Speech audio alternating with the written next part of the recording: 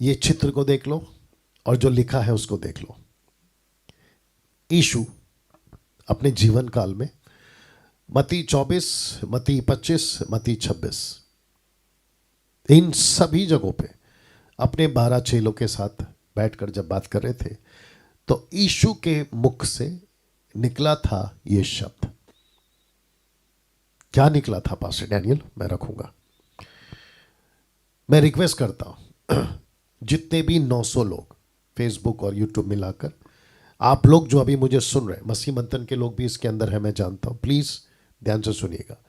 और मैं रिक्वेस्ट करता हूं कि जो गुजराती के लोग हैं मसीह मंथन के, मेरे इस टीचिंग को अगर आप लोग गुजराती में प्रीच कर सके, बंगाली में, मराठी में, इंग्लिश में, पंजाबी में, नेपाली में, कोंकणी में, जो भी आप हमारे साथ जो लैंग्वेजेस के चर्चेस है, तेलुगु, तमिल, है ना, कन्नड़ा, आप लोग ज़रूर इसमें बात करें या इसको लोगों तक पहुंचाएं। यीशु के मुख से निकला था ये शब्द। क्या निकला था पास्टर डैनियल? जानना चाहोगे? जो आज का जो प्रचार है ना कि यीशु के आगमन में देरी क्यों हो रही, जिसकी सबसे बड़ी वजह है, मैं रखने जा रहा हूं। हम सभी जानते हैं मत्ती 24, 25, 26 में यीशु मसीह ने ऐसी ऐसी बातें कही जो आज के दिनों के लिए बोली गई थी या आज के दिनों के लिए रखी गई थी। कई बातें की, उसमें से एक बात यीशु के मुख से निकला। इसका ये दे दो, चार्जर लगा दो।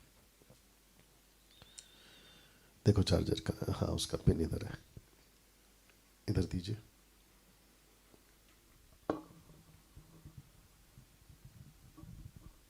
या यीशु के मुख से जो निकला था वो ये निकला था, मत्ती 24 का 15। इसलिए जब तुम उस विनाशकारी घृणित वस्तु को, जिसकी चर्चा भविष्यवक्ता दानियल ने की थी, कहां की थी, ये सब रेफरेंस आपके सामने रख दिया मैंने।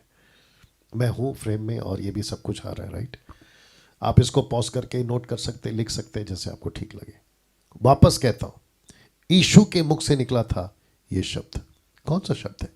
दानियल के द्वारा की गई बातें। तो यीशु ने इसको क्यों हाईलाइट किया, दानियल की बात को, अपने जीवन काल में? या थैंक यू। क्यों किया?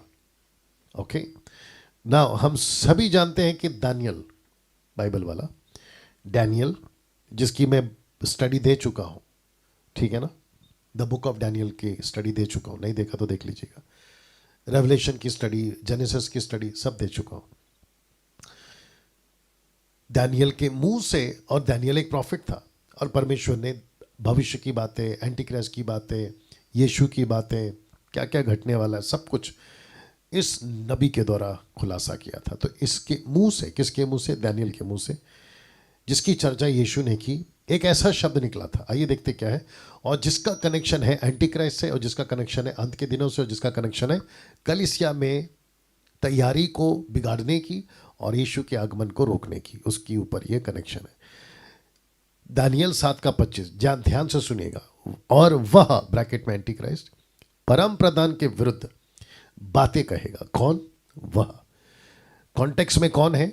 अगर आप पूरा पढ़ोगे तो मसीह विरोधी, एंटीक्राइस्ट।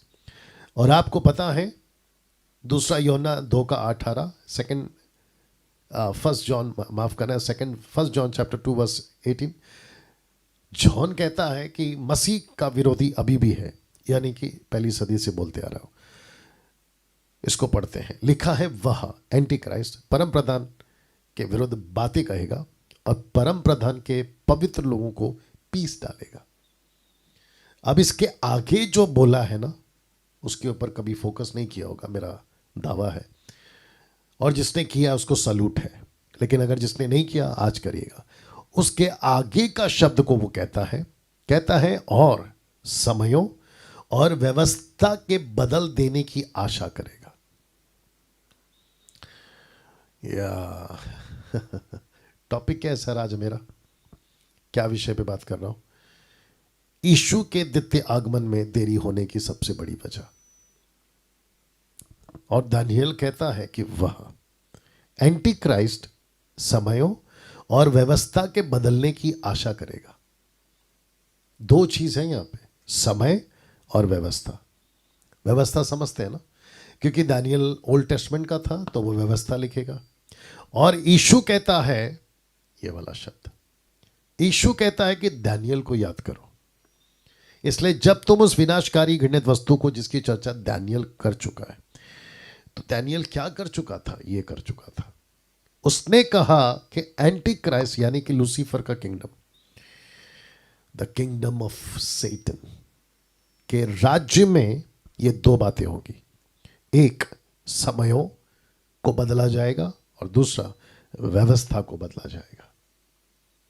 अंत के दिनों में ये दो चीजों पे लूसीफर फोकस करेगा।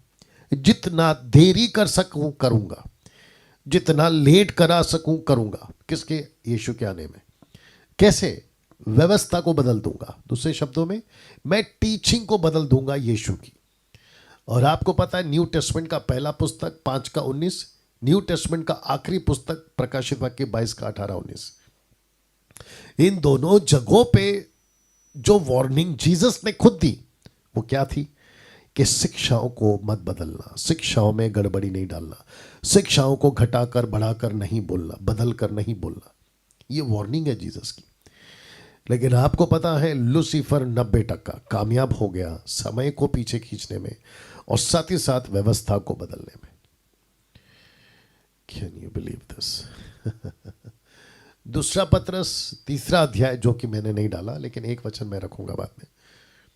दूसरा पत्रस 3 अध्याय वचन 3 से लेके 9 तक कहता है कि अंत के दिनों में ऐसा होगा कि लोग यीशु के आने की बातों को, आप कब आओगे कब आओगे, उसको लेकर लोग मजाक उड़ाएंगे, ठट्टा करेंगे।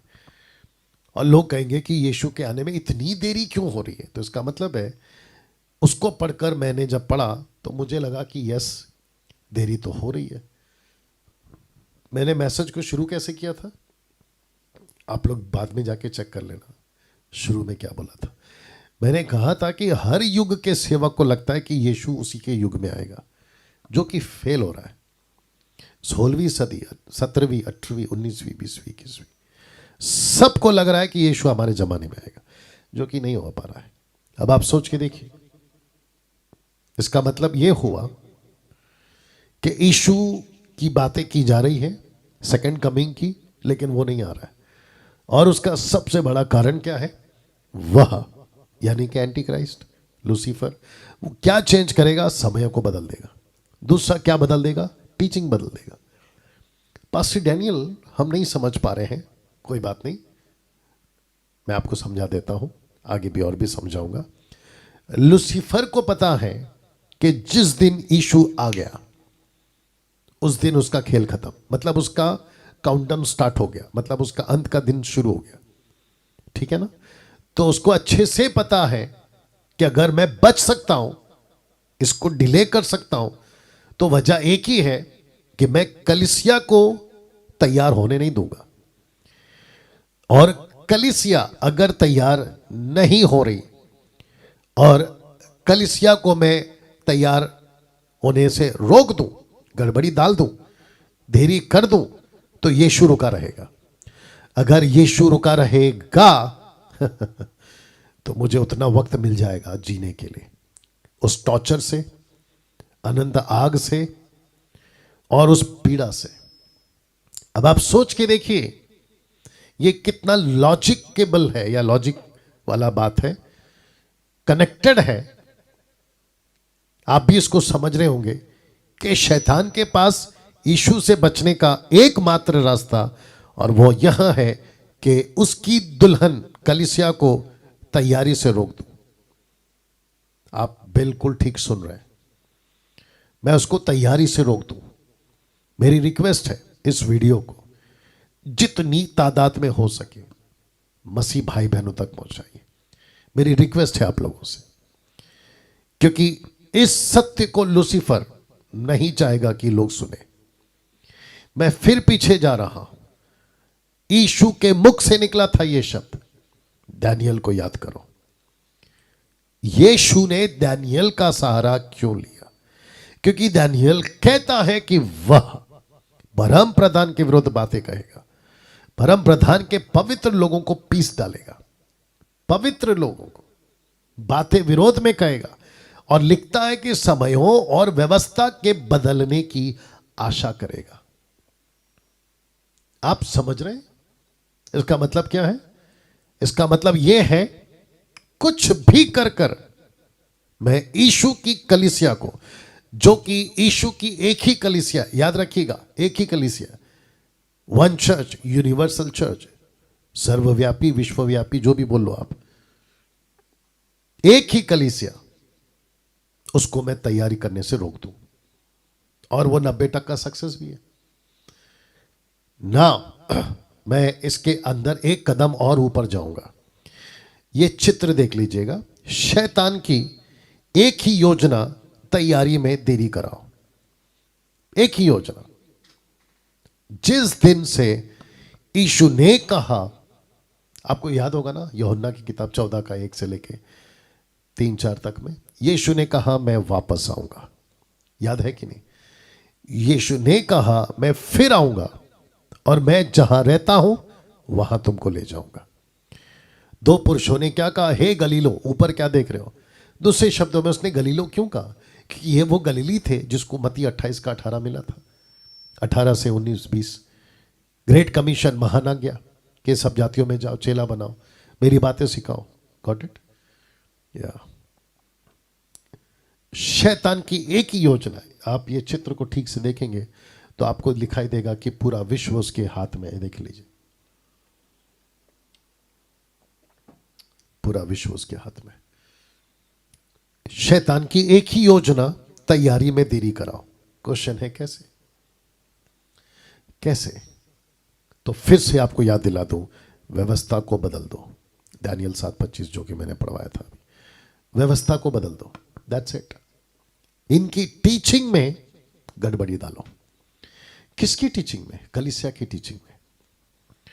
और मैं फिर कहता हूं, 90% शैतान कामयाब हो गया। तो आपको मैं फिर से पीछे ले जा रहा हूं।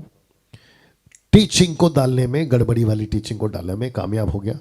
तो व्यवस्था बदल गई, मतलब टीचिंग बदल गई। और जब टीचिंग बदल गई तो समय ही समय मिल गया। तो लिखा है समयों और व्यवस्था के बदलने की आशा करेगा। टाइम लेट हो रहा है, यीशु नहीं आ रहा है।